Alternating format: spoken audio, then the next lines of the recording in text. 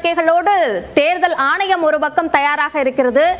கட்சிக்குள்ளாக அல்லது எம்எல்ஏக்களுக்குள்ளாக பிளவு ஏற்படாமல் இருப்பதற்காக கட்சிகளும் தயார் நிலையில் இருக்கிறார்கள். இது சார்ந்த கள விவரங்களுக்கு நன்றி சுசித்ரா. தொடர்ந்து நம்மோடு பேசுவதற்காக மும்பையிலிருந்து செய்தியாளர் ஜவஹர் இணைப்பில் இருக்கிறார். அவரோடு பேசலாம்.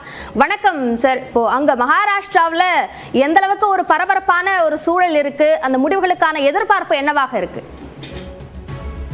இப்போ மகாராஷ்டிராவில் நீங்க பாத்தீங்கன்னா இது ஒரு மாநிலம் எப்படின்னா ஒரு 4, அதாவது ரீஜனல் பார்ட்டி ஒரு 4 ஆயிருக்கு. இப்போ 2 கட்சி, முக்கியமான கட்சி சிவசேனாவும் சரி, அதே மாதிரி தேசியவாதி கட்சி இந்த 2 கட்சி உடைஞ்சி பிரிஞ்சிருக்காங்க.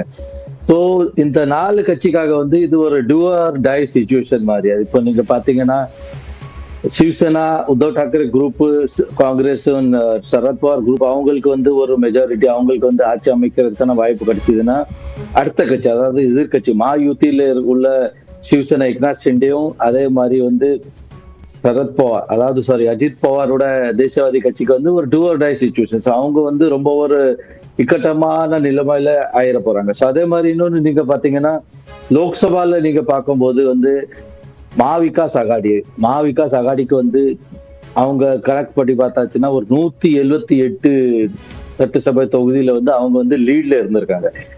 மகாராஷ்டிராவில் மே மாசம் முடிஞ்ச லோக்சபா தேர்தல். ஸோ அதுக்காக நீங்க பாத்தீங்கன்னா மகாயுத்தி சர்க்கார் அப்போ ஆட்சியில இருக்கும்போது மத்திய பிரதேஷ் மாதிரி அவங்க லட்கி பஹன், அதாவது ஒரு லவ்விங் சிஸ்டர், அந்த மாதிரி ஒரு ஸ்கீமை கொண்டு மகாராஷ்டிரால பெண்களுக்கு 1500 ரூபாய் மாசம் கொடுத்துருக்கேன். ஸோ அதுல 3 இன்ஸ்டால்மெண்ட் கொடுத்தனால அது ஒரு கேம் சேஞ்சர். அதாவது நீங்க பாத்தீங்கன்னா இன்டைரக்ட்லி ஒரு டைரக்ட்லி அந்த ஓட்ஸை ரொம்ப ஓரளவுக்கு இன்ஃபுளுன்ஸ் பண்ணிருக்காங்க.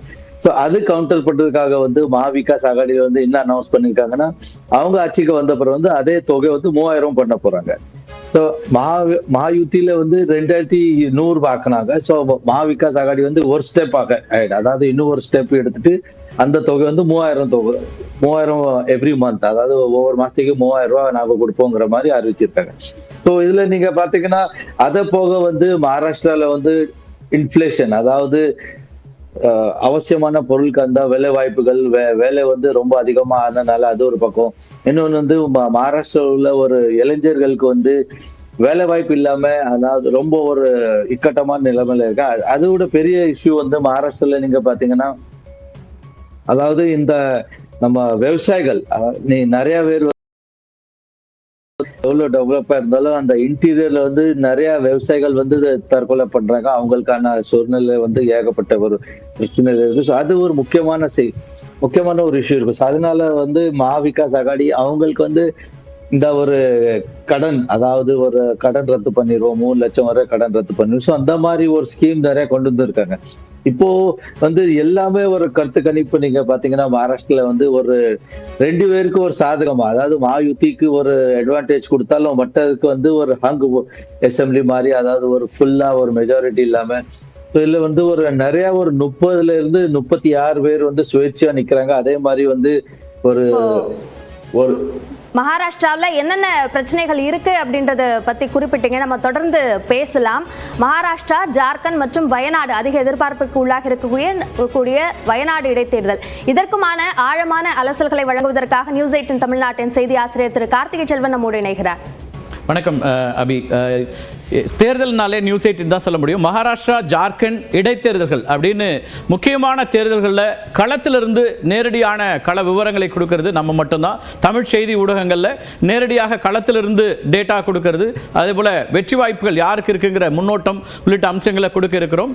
துல்லியமாக இருக்கக்கூடிய நேரடியான களத்திலிருந்து செய்தியாளர்களை வைத்திருக்கக்கூடிய ஒரு நெட்வொர்க் அப்படிங்கிற அடிப்படையில் தொடர்ந்து இணைந்திருங்கள் நியூஸ் 8 தமிழ்நாட்டில். இன்னைக்கு முக்கியமான அம்சங்களாக பார்க்கறதுல மகாராஷ்டிரா தேர்தல் நிச்சயமா மிக முக்கியமான தேர்தல். இந்தியாவில் முக்கியமாக பார்க்கப்படக்கூடிய அது ஒரு ஃபினான்ஷியல் கேபிட்டலாக இருக்கும். அதே போல் அரசியல் ரீதியாக முக்கியத்துவம் வாய்ந்த ஒரு மாநிலம் அப்படிங்கிறதுல மகாராஷ்டிராவுடைய அந்த முடிவுகள் அப்படிங்கிறது இந்தியா முழுக்க கவனிக்கக்கூடியதாக மாறி இருக்கிறது. அதே போல் ஜார்க்கண்டும் கூட நாடாளுமன்ற தேர்தல் முடிவுகளுக்கு பிறகு 6 மாதத்தில் வரக்கூடிய ஒரு டெஸ்ட் அப்படின்னு சொல்ல முடியும். அரசியல் கட்சிகளுக்கு, குறிப்பாக மத்தியில் ஆளும் கட்சியாக இருக்கக்கூடிய பாரதிய ஜனதா கட்சி, அதே போல் காங்கிரஸ், 2 தேசிய கட்சிகளுக்குமான ஒரு டெஸ்டாக இது இருக்கக்கூடிய அதே நேரத்தில் இடைத்தேர்தல்களும் இந்த தேர்தலை பொறுத்த வரைக்கும் கவனிக்கப்படக்கூடியதாக இருக்கிறது. 2 மாநில தேர்தல்கள் மட்டுமல்ல, உத்தரப்பிரதேசம் உதாரணத்துக்கு எடுத்துட்டோம்னா கிட்டத்தட்ட 9 சட்டமன்ற இடைத்தேர்தல் அங்கே நடக்கிறது. அந்த மாநிலத்தில் நாடாளுமன்ற தேர்தலில் அங்கே இருக்கக்கூடிய முதலமைச்சர், பாரதிய ஜனதா கட்சியினுடைய முதலமைச்சர் யோகிக்கு வந்து ஒரு பெரிய பின்னடைவாக அல்லது பாரதிய ஜனதா கட்சியுடைய பின்னடைவாக பார்க்கப்பட்ட அந்த மாநிலத்தில்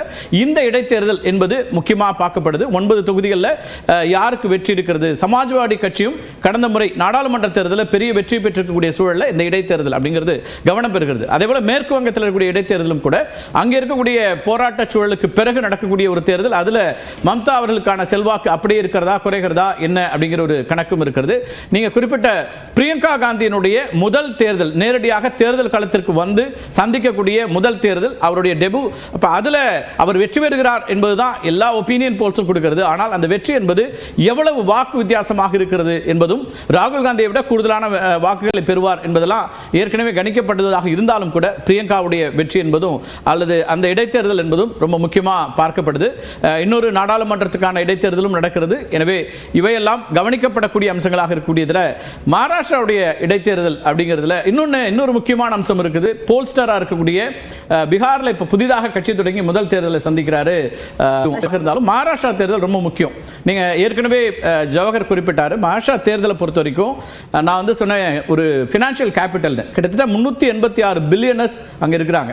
இந்தியாவுடைய மிக முக்கியமான பில்லியனர்ஸ் எல்லாம் அங்க இருக்கிறாங்க. அதை ஒப்பிடணும் அப்படின்னா டோக்கியோவில் இருக்கக்கூடிய அல்லது சிங்கப்பூர்ல இருக்கக்கூடிய பில்லியனர்ஸை விட கூடுதலான மனிதர்களுக்கு இருக்கக்கூடியது. அப்ப நிறுவனம் சார்ந்ததாகவும் நீங்க வந்து ஒரு தேர்தலுக்காக மார்க்கெட், ஷேர் மார்க்கெட் வந்து க்ளோஸ் பண்ணப்பட்டதுன்னா மகாராஷ்டிராவுக்கு மட்டும்தான்.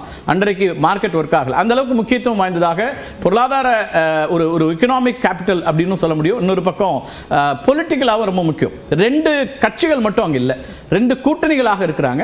ஒவ்வொரு கூட்டணியிலும் 3 கட்சிகளுக்கான விஷயமா இருக்கு. 6 கட்சிகளுடைய ஒரு பெர்ஃபார்மன்ஸ், மக்களுடைய ஏற்பு, மேண்டேட் என்ன அப்படிங்கிற ஒரு இடமா மாறுது. அது அப்புறம் 2 பேர் பிரிந்து வந்தக்கூடியவர்களா இருக்காங்க. ஷிண்டேவுடைய ஃபேக்டர் என்னவா இருக்கு, அதே போல அஜித் பவாருக்கானது. 2 பேருமே பிஜேபியோட ஆதரவு நிலைப்பாட்டை எடுத்தாங்க. கடந்த தேர்தலுக்கும் இந்த தேர்தலுக்கும் நம்ம பார்க்கறதுல, முக்கியமா பார்க்கறதுல ஷிண்டே வெளியில வந்து தனியாக அவர் முதலமைச்சரான பிறகு அங்க இருக்கக்கூடிய சூழல் ஒரு மாதிரி ப்ரோ, அவருக்கான ஒரு சாஃப்ட் கார்னர் இருக்குன்னு சொல்றாங்க. நம்ம பார்க்கணும், இதெல்லாம் ஒரு பெர்செப்ஷன் தான்.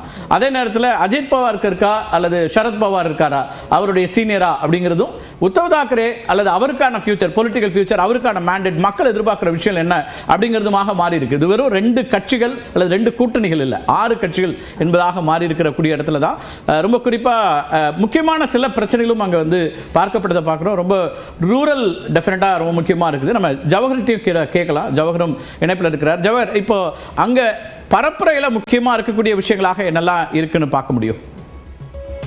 அதுல வந்து இப்ப இந்த சோயா ஒரு முக்கியமா இருக்கு. அதே போல நீங்க சொன்ன மாதிரி 1500 ரூபாய் மகளிருக்கான அந்த உதவித்தொகை, கிட்டத்தட்ட தமிழ்நாட்டுடைய கியூ அங்க இருக்குன்னு நினைக்கிறேன். இங்க 1000 ரூபாய் மகளிர் உரிமை தொகை மாதிரி அங்க கொடுத்துருக்காங்க. அது எந்த அளவுக்கு இம்பாக்ட் கிரியேட் பண்ணிருக்கு? அதாவது இம்பாக்ட் வந்து கண்டிப்பான முறையில நீங்க பாத்தீங்கன்னா அந்த இம்பாக்ட் வந்து நம்ம மறுக்க முடியாது. அந்த இம்பாக்ட் கண்டிப்பான இதுல இருக்கு. சரத் பவார், அதாவது மகாராஷ்டிராவில் மட்டும் இல்ல, இந்தியாவில், அதாவது இந்தியாவிலே ஒரு மூத்த தலைவர் சரத் பவாரே அதுக்கான பெனிஃபிட்ஸ், அதாவது அதுக்கான ஒரு கண்டிப்பான ஒரு அட்வான்டேஜ் வந்து மாயுதிக்கு கிடைக்குதுன்னு அவங்களே குறிப்பிட்டிருக்காங்க. பட் அதுல நீங்க பாத்தீங்கன்னா அதுக்கு வந்து மஹாவிகாஸ் அகாடி கவுண்டர் என்ன பண்ணிருக்காங்கன்னா, அதாவது பிரைம் மினிஸ்டர், அதாவது பிரதமர் மோடி வந்து 2014 எலெக்ஷன்ல வந்து 15 லட்சம் ரூபாய் உங்க அக்கௌண்ட்டுக்கு வரும். ஸோ அந்த 15 லட்சம் ரூபாய்க்கு பதிலாக 1500 ரூபாய் மட்டும் கொடுத்துருக்காங்க. ஸோ அந்த மாதிரி ஒரு நெரேட்டிவ் செட் பண்ணனால வந்து அது ஓரளவுக்கு நீங்க பாத்தீங்கன்னா பிளண்ட் பண்ணிருக்காங்க. அதாவது ஓரளவுக்கு வந்து அதோட முக்கியத்துவத்தை வந்து குறைச்சிருக்காங்க.